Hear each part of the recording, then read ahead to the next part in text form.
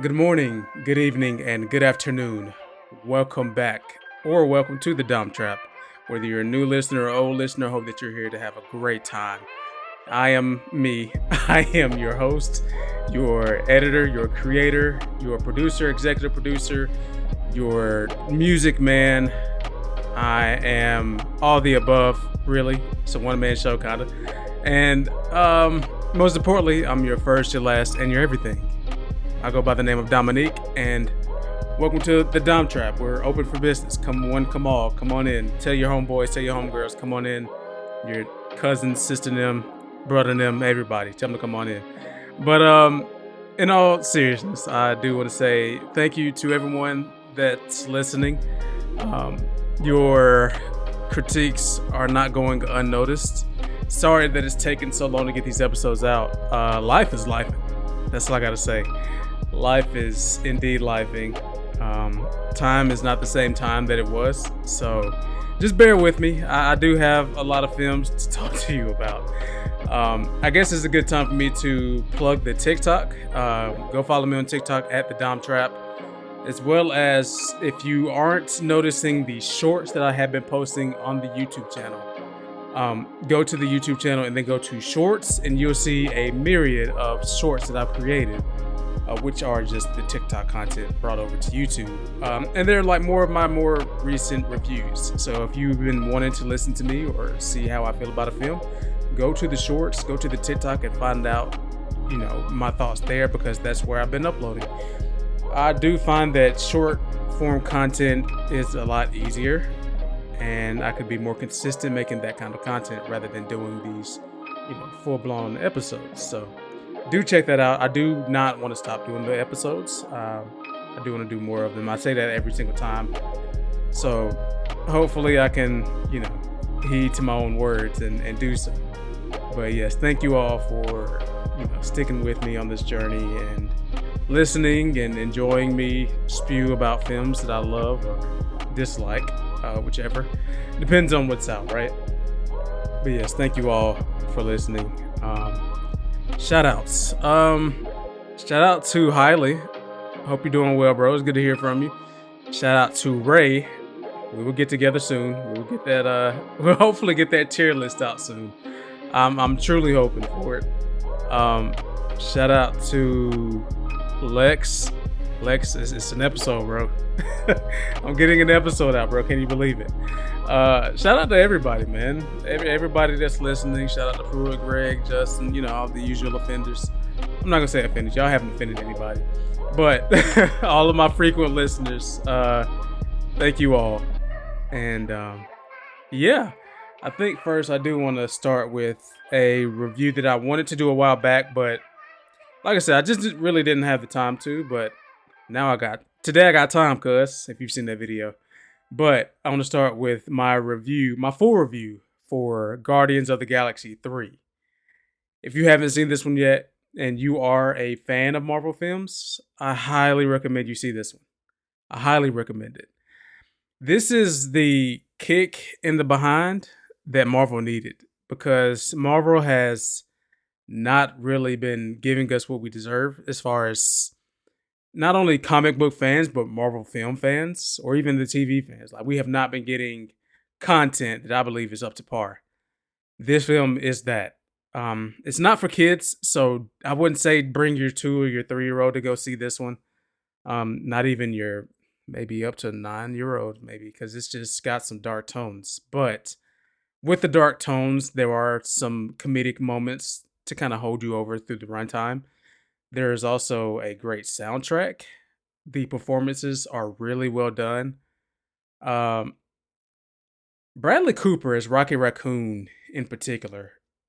In the other films that feature Rocket, I wasn't really a huge believer of him, but this film really did it for me, and I knew that from the trailer, from what they were setting up in the trailer. I knew that he was going to have a very, very emotional performance, which I am not mad at all.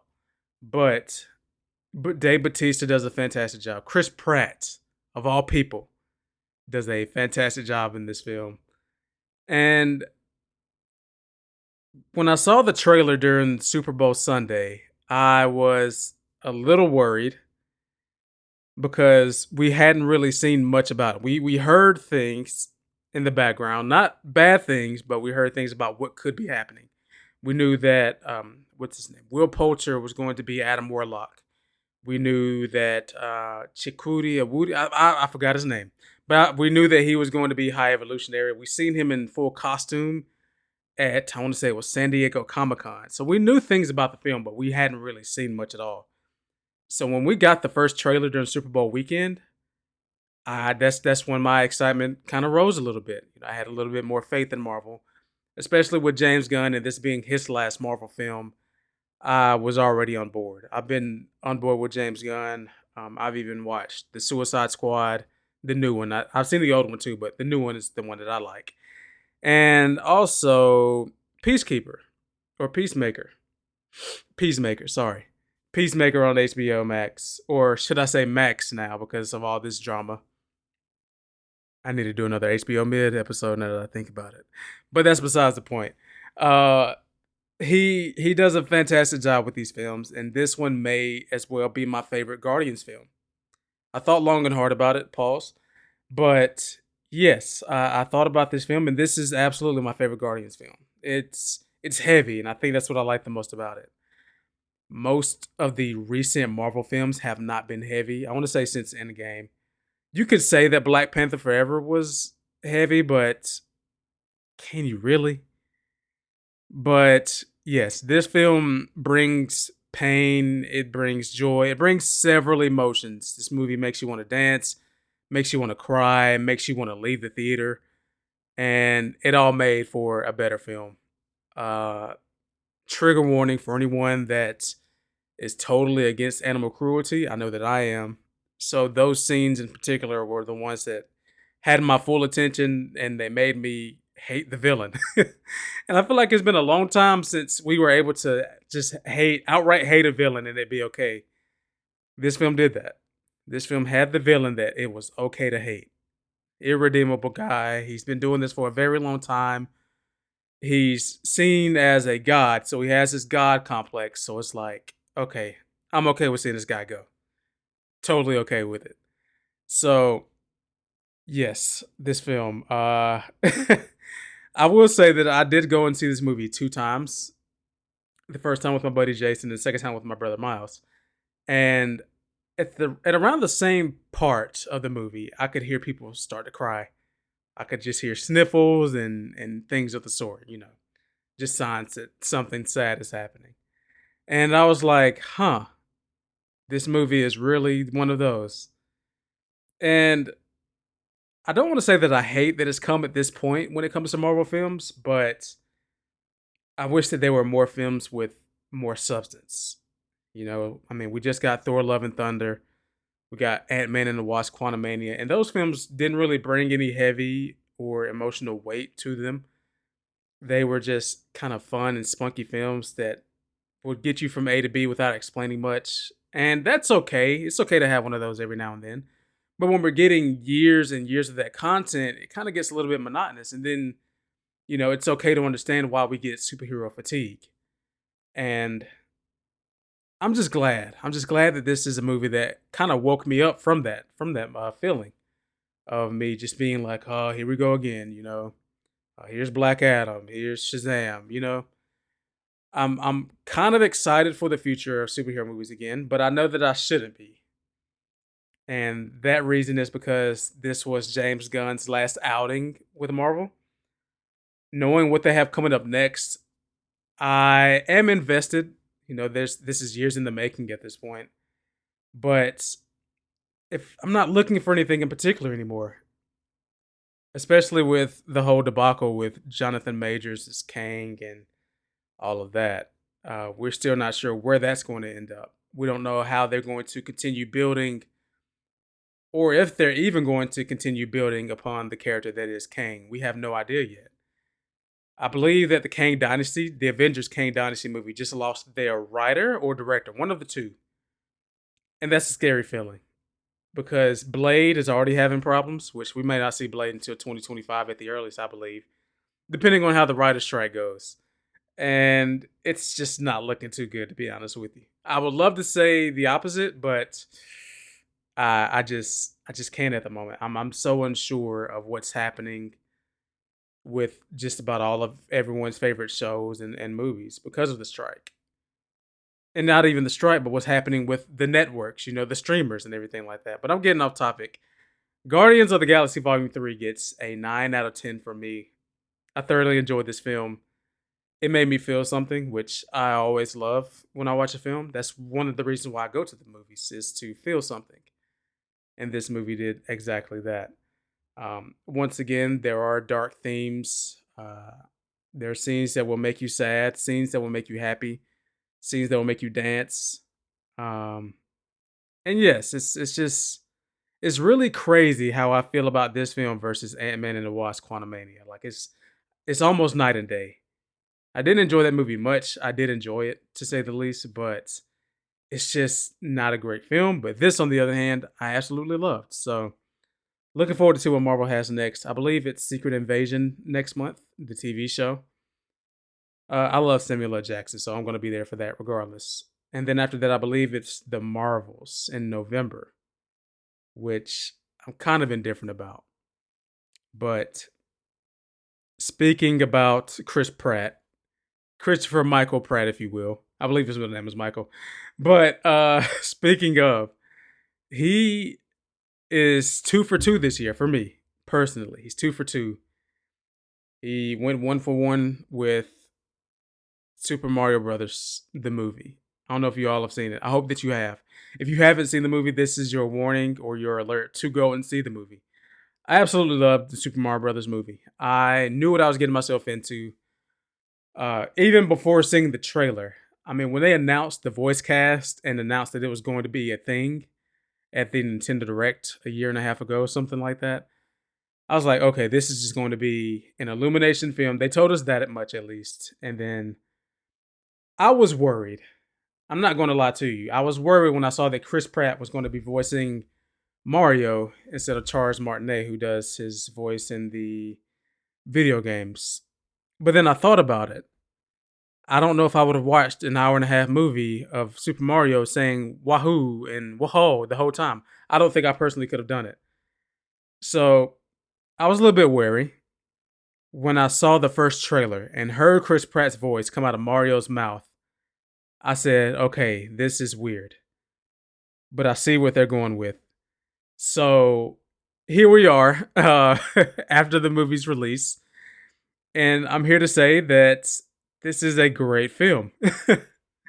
This film has everything that a Super Mario film or a Super Mario fan would love to have in a Super Mario film. This movie is filled with uh, exciting moments. It's filled of Easter eggs. More importantly, there are so many Easter eggs in this movie, and I had a great time looking through and trying to point each and every last one of them out. From the Star Fox references to Metroid and basically everything else. Even listening to Charles Martinet's voice come out of another character's mouth, that was interesting in itself. So yes, this film hit many of the right notes.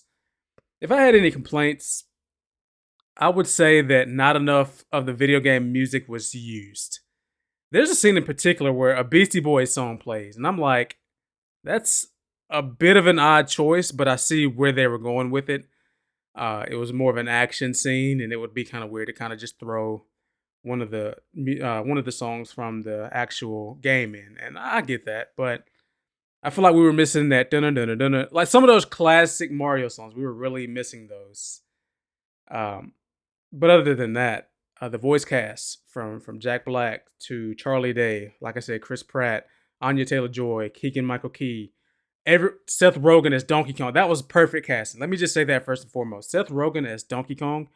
I am ready at this point for if there. I'm pretty sure there will be, but there has to be a spin-off film that stars Donkey Kong, and I need Diddy and Dixie and all the other Kongs there. I need it at this point. It just has to happen. I think you can change the voice for Cranky Kong. I didn't really like his voice actor in this, but this movie worked for me. I'm excited for the future of what's to come. This does tease, of course, that there's going to be a Super Mario Brothers cinematic universe, which I'm excited for. I'm ready to see some Yoshi and some more Shy Guys, and get some more lore and on the big screen anyway. outside of what we get in the video games, which isn't a whole lot, besides them being, either companions or villains. But this movie kept my attention throughout, which is more than I can ask for, considering that it is, I guess it's technically considered a kid's film, but yes, I absolutely loved it. And this is the Mario film for everybody. Um, Fans that played in the 80s, 90s, 2000s, 10s, and now. Um, it just hits all of the right notes. It's for everybody, 2D and 3D alike. And I love when a movie does that, when it just doesn't try to reach one particular niche of its fans, it just reaches out to everyone. I think everyone's enjoyed this movie. I haven't heard many bad things about it at all, besides those garbage Rotten Tomatoes reviews, but who are they anyway? But I'm hoping that in the future that the characters that got sidelined in this film get more fleshed out in future films, especially Luigi. I feel like Luigi was just pushed to the side to kind of be there to make it Super Mario Bros. So I'm hoping that Luigi gets to do more. Hoping that Donkey Kong gets to do more. Bowser comes back and does a lot more. Everyone, even Princess Peach. I hope that everyone does it. And it's also a good sign that this film is great, because this movie has grossed almost, or maybe, yeah, super close to $1.3 billion in the box office, making this one of the highest grossing animated films of all time, which I didn't expect. In this day and age, I guess you could say during COVID or post COVID, depending on who you ask, that this movie would have made over $1 billion, I would not have believed it. If you'd have told me last year that this movie would make over $1 billion, I would not believe you. Um, and yes, I do feel like Nintendo knows what to do from this point on when it comes to promoting anything. It's like, hey, if we want to promote our movie, hey, we'll give a sale. We'll put out a sale for the games. If you want to promote the games, you can get the Blu-ray for a lower price, or we'll re-release the movie. I think that Nintendo knows what they're doing at this point, and I'm excited to see what else they decide to put out to the masses. As far as their IPs go, I wouldn't mind seeing a Super Metroid movie, or Star Fox Adventures movie, or 64. You get Slippy Toad in there, Falco, all the good characters. I would not be mad at it. Um, I'd actually love that a lot, to be honest with you. I'd be down for a Legend of Zelda movie with Link, with, I don't know. I'm trying to think of who would do Link's voice, but I don't know anyone well. Wiz Khalifa. Wiz Khalifa is Link. Would y'all be there for that? I'm just kidding, but the Super Mario Bros. Movie gets an 8 out of 10 from me. I thoroughly enjoyed this film. I can't wait to see what's next with Nintendo and Illumination. I know Illumination has some movie with ducks coming soon. They promoted that before this movie even came on, and I was like, okay, I'm not really getting much, but yeah, I'll check it out. I like ducks. I don't have any issues with ducks, so why not? Um, but yes, that's an 8 out of 10 movie. Go and see Super Mario Brothers if you haven't yet. Um, and the final film that I want to talk about today is one that caught me entirely by surprise. Now, I just want to give a little bit of backstory about how little I know about the source material. I didn't know this was a thing until I watched Deadpool in 2014, where there's a scene where he's fighting Colossus and he's trying to escape his grasp. And he says the title of the movie. He says, "Are you there, God? It's me, Margaret." And I remember seeing that for the first time and saying, what the freak is that reference? So I go home, I Google it, and I say, oh, it's a book about a girl who is coming of age that is attempting to have her period. And I was like, okay, that's a very, I wouldn't say obscure, but that's something that someone in my demographic and my age would not really know. So I was like, okay, that's cool to know. I saw the trailer for this film. The film being "Are You There, God? It's Me, Margaret" again. This is a long title, but I saw the trailer for this film and I thought, oh, this looks good. It doesn't look bad at all. So I said, okay, I may check it out. I may not. Depends on how long it's going to be in theaters. Whatever. Um, this film stars Rachel McAdams as well as Benny Safdie. Kathy Bates is also in it, and I forgot the child star that plays Margaret. I know I'm terrible. I should look it up right now, but I think you'll be okay. I think you should just go and see the movie, and then you'll know for yourself.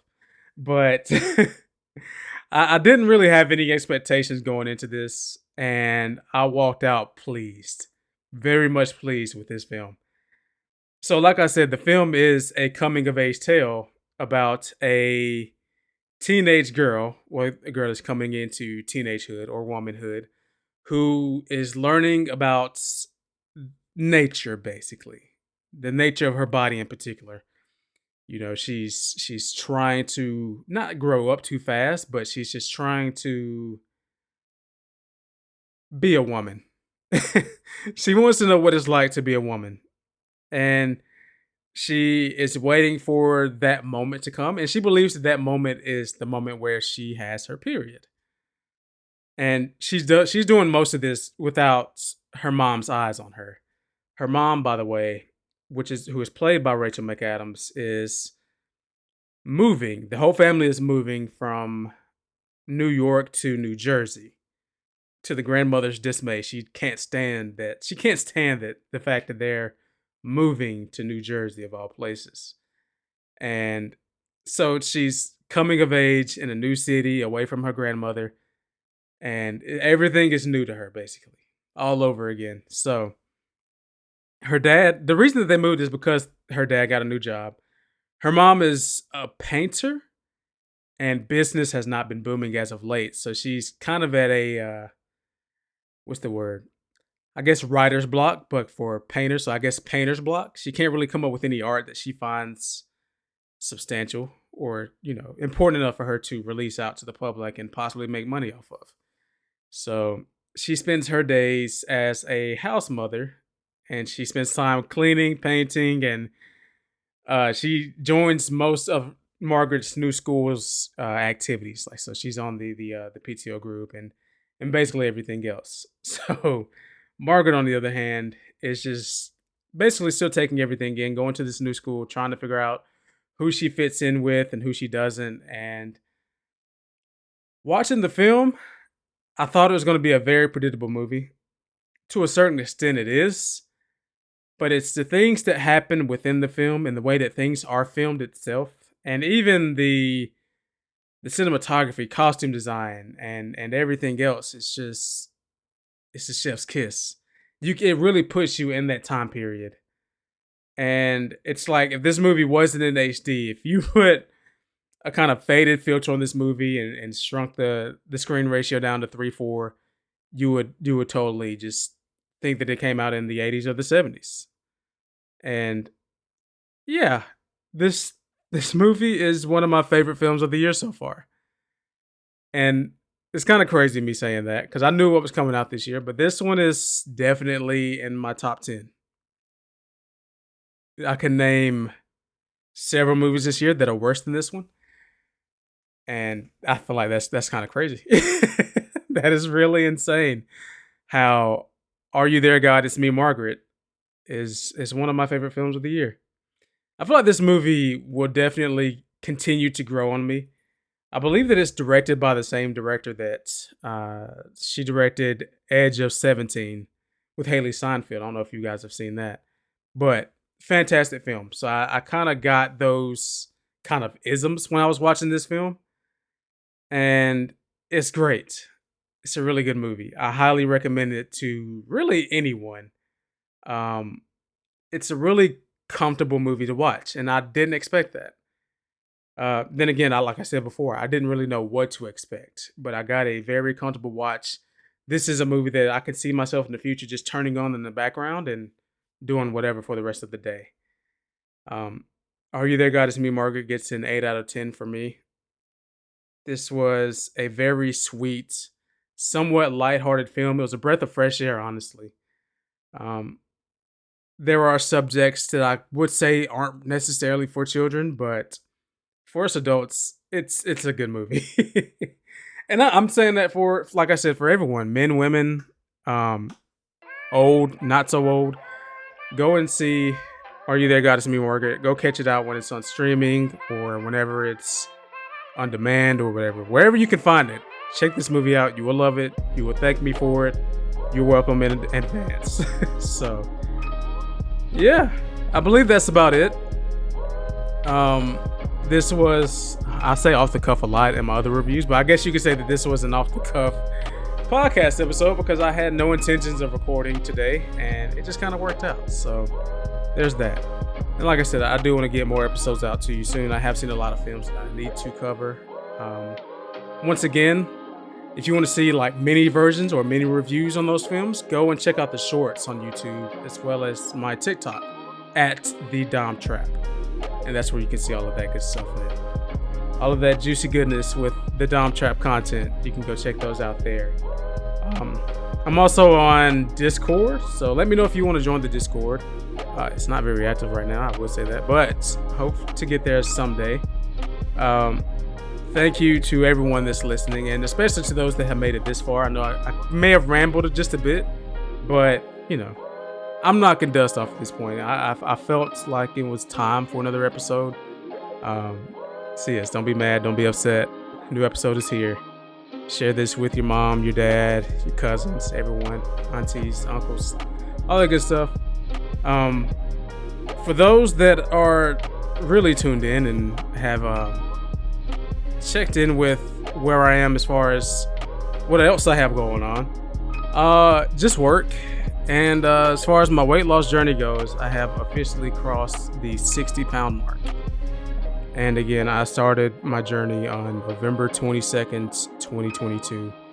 Today's date is May 24th. So 6 months, 60 pounds. I'm not mad at it. I just, once again, I just figured that it was time. It's time. I need to do better. I need to live, all that good stuff. So, yeah. And thank you to everyone that reached out to me and have been checking in on me. I appreciate each and every last one of you.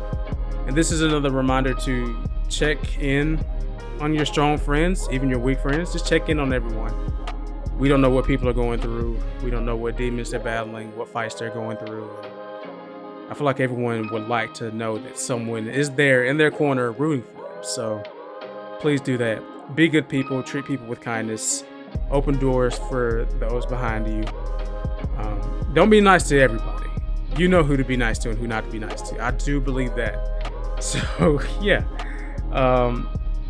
This has been me. Once again, my name is Dominique. I am your host, your editor, creator, director, producer, executive producer. Most importantly, I'm your first, your last, and I'm your goddamn everything.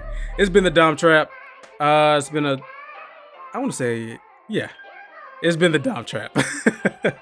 Thank you all for listening. I'll check you all out next time. Make sure you check out the shorts and the TikToks, and I will see y'all later. Love y'all. Peace.